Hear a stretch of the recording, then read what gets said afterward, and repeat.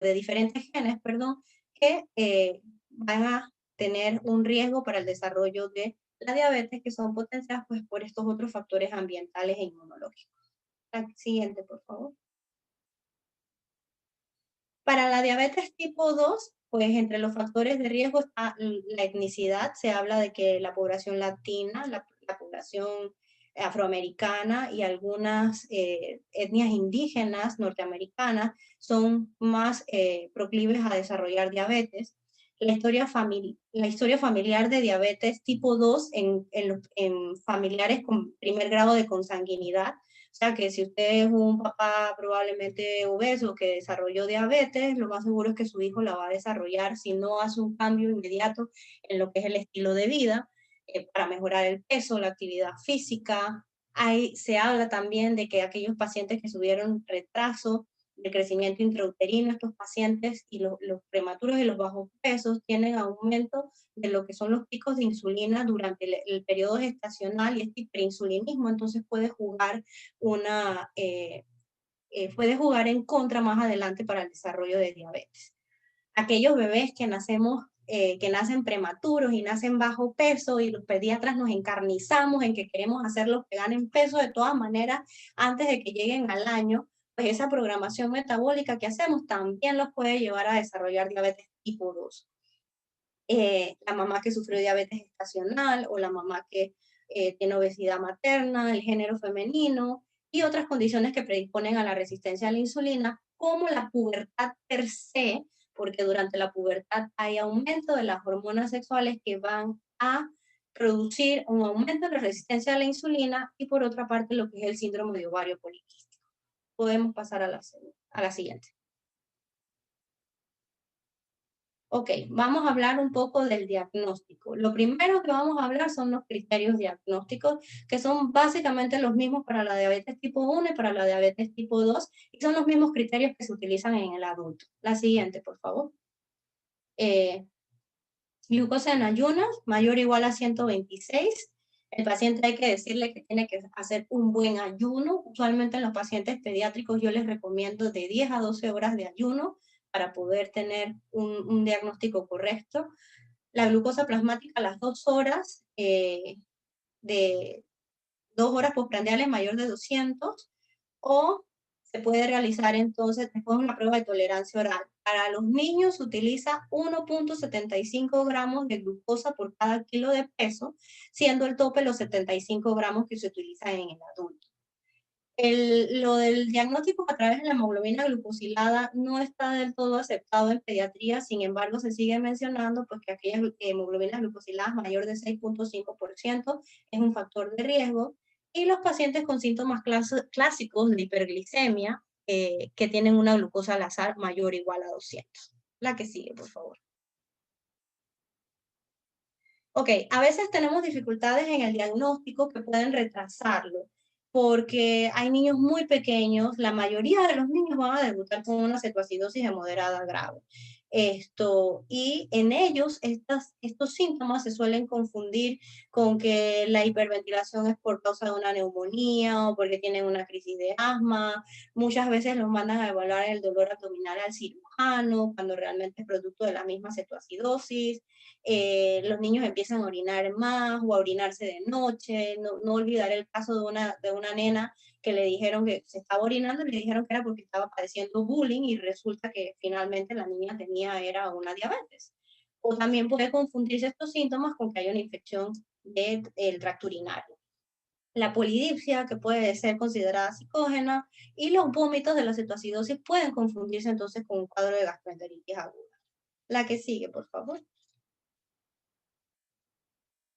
Ok, si usted tiene un paciente con sospecha de diabetes tipo 2, el diagnóstico, para hacer el diagnóstico y las pruebas, es en pacientes que su índice de masa corporal es mayor al percentil 85 para su edad y sexo, y que se observa que ese índice va aumentando de manera significativa, porque cada vez que aumenta el índice se considera que hay mayor aumento de la resistencia de la insulina. Aquel niño que tiene un peso por arriba del 120% del peso ideal para su talla, donde hay historia familiar de diabetes tipo 2 en familiares de primero o segundo grado, los grupos raciales de riesgo y en aquellos pacientes que tienen datos clínicos de resistencia periférica a la insulina, pacientes con dislipidemia, con hipertensión y con acantosis nígrica. La que sigue, por favor. Ok, lo importante para distinguir la diabetes tipo 1 de la tipo 2, primero, la edad. La tipo 2 suele ser más del adolescente, la tipo 1 la podemos encontrar desde los 6 meses de vida. Tenemos pacientes en la consulta a los que se les ha hecho el diagnóstico tan temprano como a los 9 meses y han debutado con una cetoacidosis diabética. El patrón de herencia, la tendencia a cetosis que tiende a ser más frecuente en la tipo 1, pero igual ocurre en la tipo 2, la presencia de obesidad y acantosis nígrica, que es más de la tipo 2, y factores de estrés o fármacos hipoglicemiantes. Y en la tipo 1 no vamos a encontrar eh, células autoinmunes. La siguiente, por favor. Ok, ¿cuáles son los síntomas? Los síntomas, vamos a pasar a la siguiente, son básicamente los mismos que encontramos en el adulto. El niño va a tener sed excesiva, va a orinar a cada rato, de hecho va a empezar de repente un niño de 10 años que le dice, oiga, doctor, mire, lo que pasa es que el niño no se orinaba y ahora se está empezando a orinar de nuevo. Vamos a pensar mal, pues probablemente ese niño puede ser un debut de una diabetes. Pierde peso a pesar de que está comiendo mucho, el niño se siente fatigado y pues ya en etapas más avanzadas puede haber deshidratación, alteración en el patrón respiratorio. Vamos a pasar a la siguiente. Básicamente esto es lo mismo. Vamos a pasar a la siguiente. Ok. La poliuria, la nicturia y la polidipsia de poco tiempo de evolución. La enuresis en un niño que era continente, que es lo que les mencionaba. Sobre todo en las nenas vamos a encontrar candidiasis vaginal, pero ojo, en exámenes físicos se ha encontrado candidiasis también en varoncitos. Entonces, esto es sobre todo en aquellos que están prepuberales, hay que prestar atención. Aquel niño que pierde peso de manera crónica o sobre todo que no gana talla. El niño diabetes, sobre todo el diabético tipo 1, no gana talla, no de manera correcta. En niños más pequeños hay que buscar irritabilidad, en los más grandecitos hay alteración en el rendimiento escolar, infecciones cutáneas recurrentes que no mejoran de manera rápida. Vamos a pasar a la siguiente. Ok, esto es un cuadro comparativo entre la diabetes tipo 1 y tipo 2, que es lo que más me interesa. Como les decía, en la tipo 1 la edad de debut puede ser desde los 6 meses hasta el adulto joven. Sin embargo, la tipo 2 ya la vamos a ver más en la pubertad. En la diabetes tipo 1, la clínica usualmente debuta rápidamente de manera aguda. Y en la diabetes tipo 2 se va instaurando por la misma fisiopatología de manera más lenta e insidiosa. Hay respuesta autoinmune en la tipo 1 y no la vamos a encontrar en la tipo 2. Es frecuente la cetosis en la diabetes tipo 1, infrecuente en la tipo 2, pero eso no significa que no exista. El niño diabético tipo 1 puede ser obeso o no. El tipo 2 casi siempre va a ser obeso. La acantosis nígrica se va a ver en la diabetes tipo 2 y no en la tipo 1. Y la frecuencia en el porcentaje de diabetes entre una diabetes y otra en la edad pediátrica, pues todavía se mantiene mucho más frecuente lo que es la tipo 1 que la tipo 2. Vamos a la siguiente. Ok. ¿Cuál es el tratamiento de la diabetes? El pilar de la diabetes es la insulina. Y hay que tratarlo. No se trata igual que en el adulto. ¿Por qué? Porque los niños crecen, tienen estirones, entran en fases de la pubertad. Los niños cambian de peso conforme van cambiando de edad y las demandas por sus actividades hacen que uno tenga que estar más encima y llevando un monitoreo mucho más estricto para ir ajustando las dosis. En un par de meses usted puede ajustar la dosis miles de veces para poder llegar a mantener un basal de insulina. Y el cálculo se va a basar en el peso y en la sensibilidad del paciente. Ok, vamos a la siguiente. El tratamiento pilar, como les decía, es la insulina. en la diabetes tipo 2, la única droga aprobada actualmente es la metformina en pediatría. Se han hecho estudios, han funcionado, tal vez rosiglitazona y otro tipo de medicamentos, sin embargo, los efectos adversos superan los beneficios y por eso se mantiene el uso de metformina. Hay que hacer un control estricto de alimentación en ambas, tanto en la diabetes tipo 1 como en la tipo 2. El ejercicio físico mejora en ambas lo que es la sensibilidad a la insulina y los niveles de glucosa en sangre. La monitorización de la glucosa en el niño es tediosa y a diferencia del adulto, por lo menos son 7 veces al día. Hay que hacer una adecuada orientación diabetológica, esto es tanto al niño, a la familia y a su entorno, porque aunque no lo crean, yo por lo menos he tenido casos en la consulta donde una maestra me ha castigado a una diabética del recreo y no la ha dejado comer su merienda y por lo tanto pues la niña desarrolla una hipoglicemia. Entonces, no es que el niño ahora tiene una discapacidad, pero es un niño al que hay que estar monitorizando y al que tiene que estar clarito en su manejo, tanto el niño como el que está a su alrededor, para poder garantizar el éxito y la disminución de las complicaciones a largo plazo.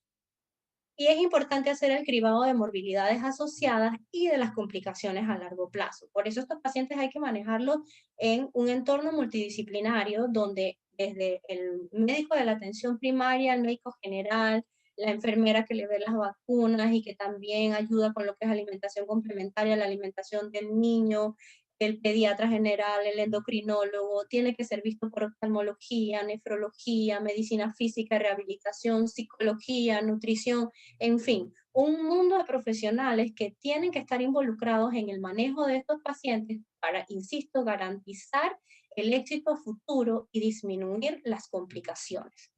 La siguiente, por favor. Lo que uno intenta con el tratamiento con insulina es imitar lo que es la secreción fisiológica de insulina por el páncreas y por eso lo que se prefiere son las terapias basal-bolo. Basal que se hace entonces con las insulinas de acción prolongada para mantener un nivel de insulina que mantenga los niveles de glucosa en sangre estables durante el día y el bolo que se hace con las insulinas de acción rápida para los momentos de la ingesta. La que sigue, por favor. Entonces, esto es lo que les decía, la basal, el objetivo es mantener la secreción pancreática en pequeñas cantidades y el bolo por comida pues, para compensar las elevaciones de glucosa posterior a la ingesta. Y en el adolescente, sobre todo, es al que le enseñamos el bolo corrector para corregir esas cifras elevadas de glucemia cuando a veces se hacen transgresiones y tratarlas de llevar a un nivel normal. La que sigue, por favor. La que sigue. Ok, los objetivos del control glucémico van a estar individualizados para cada paciente, para cada caso. Sin embargo, para todo el paciente diabético debemos tratar de mantener una glicosilada por debajo de 7.5 y los niveles de glucosa tan próximos a la normalidad como sea posible, tratando de evitar las hipoglicemias, que a veces esas matan más rápido que la hiperglicemia, ¿ok? Así que hay que mantener el mayor porcentaje de medidas de glucosa entre 70 y 80 y menos del 10% por debajo de los 70 miligramos por decilitro. La que sigue, por favor. Entonces, las necesidades, como les decía, las basales se cubren con los análogos de acción prolongada y los bolos se van a cubrir con los de acción rápida. La que sigue. Ok, estas son las dosis en términos generales cuando usualmente el diagnóstico del paciente diabético en pediatría se hace con una crisis de cetoacidosis. Cuando es la crisis de cetoacidosis, el paciente entonces tiene que manejarse con aproximadamente de una hasta en ocasiones 2 unidades por kilo día de insulina. Una vez llega la fase de remisión, entonces se van ajustando y lo ideal es mantener menos de 0.5 unidades por kilo días. Cuando llegamos a la etapa de la pubertad por la alteración hormonal, sobre todo en los varoncitos, entonces vamos a necesitar aumento en esa dosis de insulina. Luego de estabilizada esta fase, vamos a regresar entonces a valores basales entre 0.6 y 0.8 unidades por kilo día. La que sigue, por favor. Ok, lo que les, otra vez nuevamente,